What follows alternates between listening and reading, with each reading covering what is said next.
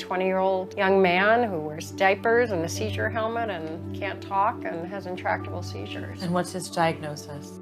His diagnosis is brain injury from the pertussis vaccine. He also has psychiatric diagnoses. He's autistic. He has mental retardation. Porter's dad has 2 master's degrees. I happen to have a doctorate, and we had the ability through our families to find a lawyer and have the resources to pay for things. Without that, I have no idea how a family would A, know what to do, and B, be able to navigate the system.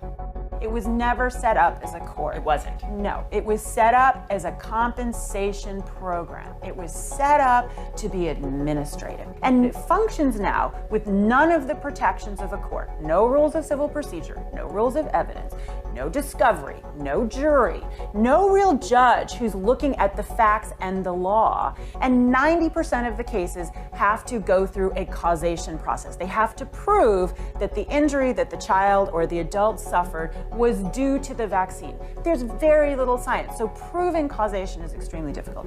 We understand some children will have a bad outcome. We say that out of one side, we set up a court to help you out of the other, and then when you go through it, you would have thought that we're talking about Area 51 and UFOs, that were complete nutcases suggesting there might be a link. Finally, after almost 7 years, we quote unquote, won our case. If you're mandating vaccines and you're having us sign something saying they might be injured, and you have a court set up for when they are injured, don't rake the parents through the coal. Don't humiliate the parents. Don't ostracize the parents who then choose to go and get help. And can I ask you what they finally settled on? The total amount was about $7 million. Meanwhile, my marriage blows up very predictably. So sad, but it's just so grueling. How do your neighbors, your friends, family receive the information that Porter's injuries were from his vaccination?